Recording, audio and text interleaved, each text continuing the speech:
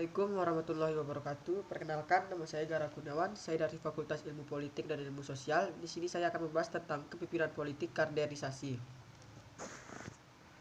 Pada awalnya, istilah kaderisasi itu diambil dari kata kader yang berarti militer atau perjuangan, yang berasal dari kata kord yang didefinisikan sebagai pembinaan yang tetap sebuah pasukan inti yang sewaktu-waktu diperlukan. Dalam definisinya, menurut kamus, istilah populernya yaitu kaderisasi adalah tongkat estafet dari suatu partai atau organisasi. Dalam kata lain, yaitu kader ini adalah sebagai orang yang diharapkan mampu atau dapat memegang sebuah peranan penting dalam sebuah organisasi. Kaderisasi dan rekrutmen itu merupakan dua hal yang merupakan bagian dalam proses mencetak seorang pemimpin. Dalam mencetak sebuah pemimpin ini, hal ini dapat kita lihat perbedaan dari kaderisasi dan rekrutmen itu sendiri. Menurut Tit itu, kaderisasi kepemimpinan adalah proses mempersiapkan seseorang menjadi sebuah pemimpin pengganti atau di masa depan yang dapat memikul sebuah lingkungan atau satu organisasi. Oleh karena itu, proses kaderisasi itu sebagai kepemimpinan ini lebih mengacu kepada sebuah proses untuk menggerakkan sekumpulan orang menuju ke satu tujuan atau yang telah ditetapkan tanpa adanya paksaan. Sedangkan pengertian rekrutmen itu menurut Ivan Sevich rekrutmen adalah sekumpulan kegiatan organisasi yang karyawannya atau kegunaannya untuk mencari calon karyawan yang diperlukan atau yang memiliki kemampuan dan sikap yang diperlukan untuk membantu organisasi dalam mencapai tujuannya. Contohnya, menurut Cholis ini, rekrutmen adalah rekrutmen politik yang dimana misalnya merupakan sebuah seleksi dan pengangkatan seseorang atau kelompok untuk melaksanakan sejumlah peran dalam sistem politik pada umumnya dan pemerintahan pada khususnya. Dan juga berdasarkan pengertian yang setelah saya sampaikan tadi, rekrutmen politik biasanya mencakup atau mengambil suatu pemilihan dalam seleksi dan pengangkatan seseorang atau sekelompok orang untuk melaksanakan sejumlah peran dalam sistem politik pada umumnya dan pemerintahan pada khususnya itu. Namun pada kenyataannya juga rekrutmen ini masih rancu dalam perpolitikan nasional, di mana masih banyak partai yang sulit membedakan antara keduanya. Dalam proses kaderisasi terdapat dua hal atau dua macam proses. Yang pertama yaitu kaderisasi informal dan kaderisasi formal. Dalam kaderisasi informal ini, proses yang dilakukan dapat dilihat dari proses kehidupan sehari-hari manusia di lingkungan masyarakatnya. Dan hal ini juga dapat dilihat dari kehidupan kanak-kanak, proses pembentukan jati diri sehingga memiliki keunggulan dan mampu bersaing dalam setiap aspek dalam kehidupan masyarakatnya. Sedangkan menurut ininya, dalam aspek kriteria atau indikatornya yang memperhatikan kelebihannya, yaitu yang pertama berkepribadian positif, lalu mampu juga berpikir efektif, mengkombinasikan hasil berpikir dan meningkatkan partisipasi dalam lingkungan masyarakat. Pada saat atau bisa diambil contoh pada saat rezim Soeharto runtuh tahun 1998, peta perpolitikan Indonesia berubah drastis, ditandai dengan dibukanya keran demokrasi yang sebesar-besarnya. Inilah yang menjadi monumen atau momentum lahirnya partai politik di Indonesia yang sesungguhnya, di mana partai politik memainkan perannya sebagai sebuah partai yang ada di dalam Indonesia, dan juga fungsinya itu dalam sistem perpolitikan Indonesia yang dapat dilihat dari munculnya partai-partai baru yang tidak terdukung atau yang tidak terbendung. Masing-masing dari partai politik tersebut yang muncul ini memiliki ideologi yang dimana ideologi ini terdapat berbeda-beda dan juga menyusung kepentingan masyarakat plural. Dalam rezim demokrasi, partai politik merupakan salah satu pilar yang mempengaruhi kualitas demokrasi yang dimana negaranya atau di samping dalam hal itu tersebut pemilu dapat menjadi sebuah pilar yang menopang sebuah negara. Dan juga dalam demokrasi menjadi pilar yang menjadikan partai politik memiliki sebuah peranan yang sangat penting seperti dalam proses seleksi kepemimpinan dan pengisian jabatan. Dan juga kepemimpinan demokrasi ini dinilai sebagai menjadi satu-satunya lembaga penyalur para pemimpin-pemimpin bangsa dan juga pejabat-pejabat kenegaraan, karena partai politik memiliki peran memiliki peran yang salah satunya adalah sebagai rekrutmen politik.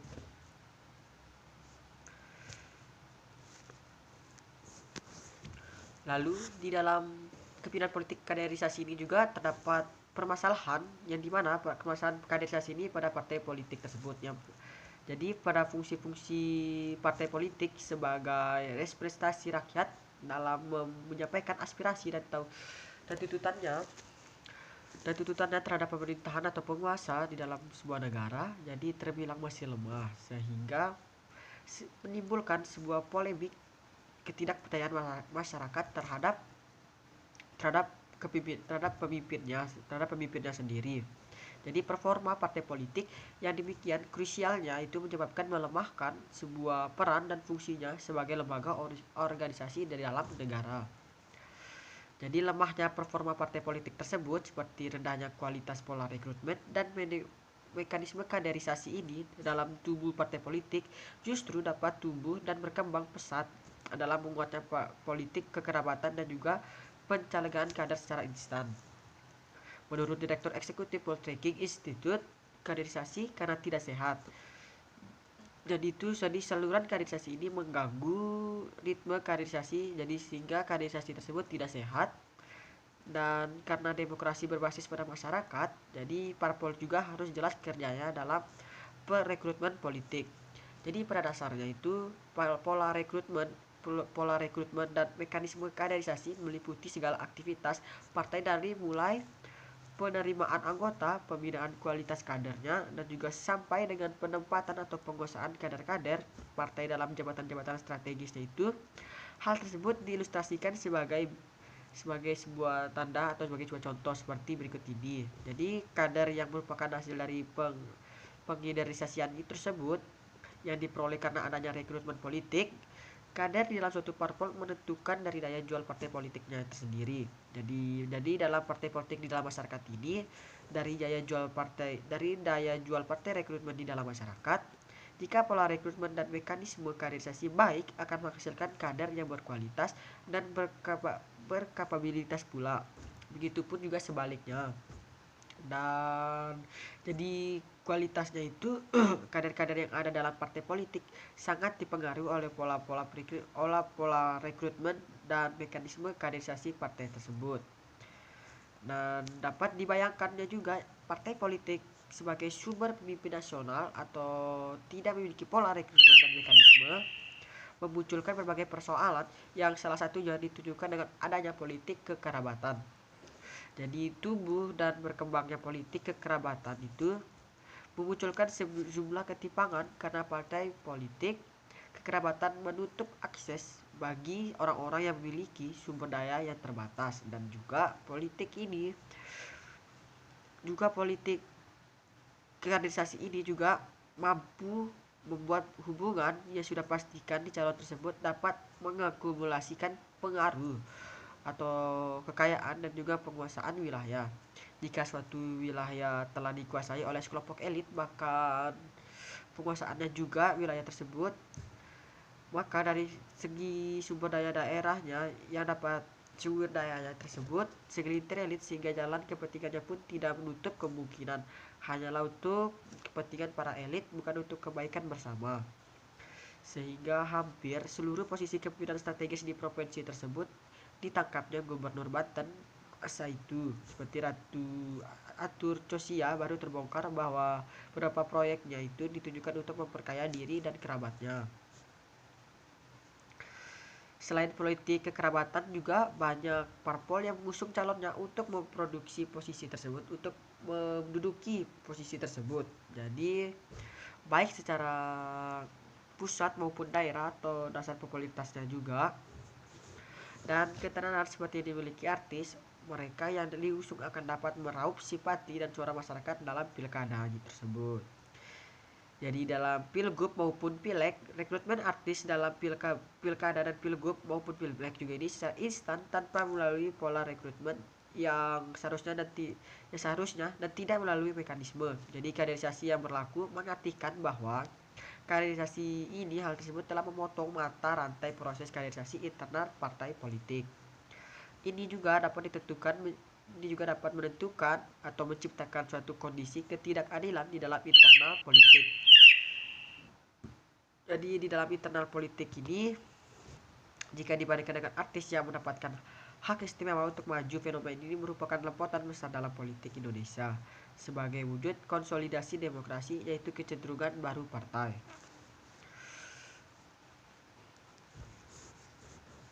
Jadi di politik untuk mencarikan orang-orang yang populer, model rekrutmen dan kaderisasi secara instan ini menjadikan artis sebagai alat oleh partai politik untuk mendulang suara. Dalam konteks ini kekuasaan masyarakat menjadi industri yang mengikuti hukum ekonomi atau penawaran sebuah negara di dalam partai politik tersebut, yang bahkan mampu untuk mengikuti hukum ekonomi penawaran yang berdasarkan bukan dari perjuangan untuk kepentingan umum, melainkan untuk mendapatkan kekuasaan dan keuntungan sendiri. Sementara itu dalam kader lamanya yang kurang populer tidak memperoleh panggung di dalam sistem pemilihan tersebut, kalaupun ada akan dimasukkan sebagai cadangan dan terdapat kekurangan di dalamnya, seperti penghargaan terhadap kader lama sangat berpotensi menimbulkan runtuhnya kekuatan internal suatu partai politik. Di dalam suatu partai politik tersebut tampaknya lebih mementingkan kepentingan atau mementingkan sebuah kemenangan dan kurang memikirkan efektivitas kekuasaan di dalam abnormali maupun absurditas lingkungan di dalam sebuah partai politik. Jadi pun seringkali diambil oleh parpol-parpol besar dan demi terjaminnya kemenangan dalam pilkada, misalnya pada tahun 2011 tersebut. Jadi berdasarkan paparan yang telah dibaca juga atau paparan telah dijelaskan di dalam tadi itu, maka di atas partai politik tak bisa lagi diandalkan sebagai sumber rekrutmen pemimpinan nasional.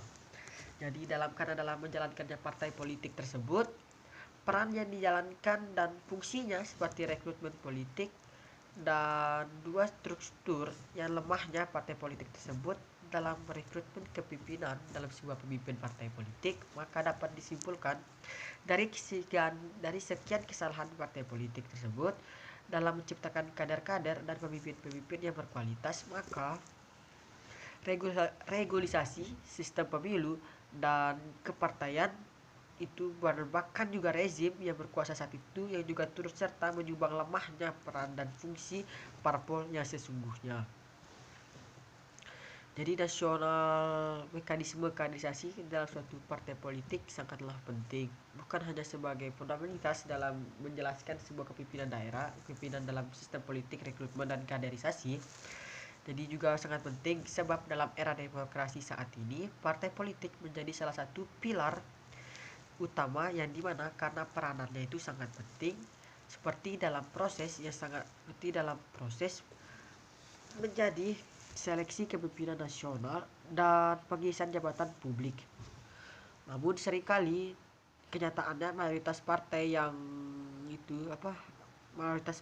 yang merasa dirinya untuk mendapatkan sebuah keuntungan sendiri memaksimalkan dan mampu melakukan sebuah mekanisme yang kaderisasinya ataupun pola rekrutmen semestinya, sehingga kerap kali terjadi politik kekerabatan. Jadi selain itu, partai politik sering memotong mata nilai kaderisasi dengan mengutamakan calon pilkada, pilgub maupun pileknya. Dan dari kalangan artis yang rekrut secara instan karena faktor popularitas dengan harapan agar calon-calonnya tersebut mampu menang dan meraup sebuah kemenangan dari sebuah partai tersebut, maka akan terjadi sebuah akibat karena dari banyak kader-kader partai politik yang menjadi pemimpin nasional tidak mampu menanggung atau memikul sebuah tanggung jawab yang diberikan dan seringkali menyalahgunakan sebuah kepentingan tersebut untuk dirinya sendiri. Jadi peran dan peran politik dalam kaderisasi ini juga mampu meningkatkan kualitas kepemimpinan, suatu keharusan dalam menyelesaikan berbagai permasalahan dalam organisasi. Jadi sistem kaderisasi ini untuk menghasilkan pemimpin yang berkualitas, dapat dimulai dari rekrutmen kaderisasi yang baik untuk lingkup kepemimpinan nasional. Jadi hanya itu dari saya. Sekian. Assalamualaikum warahmatullahi wabarakatuh.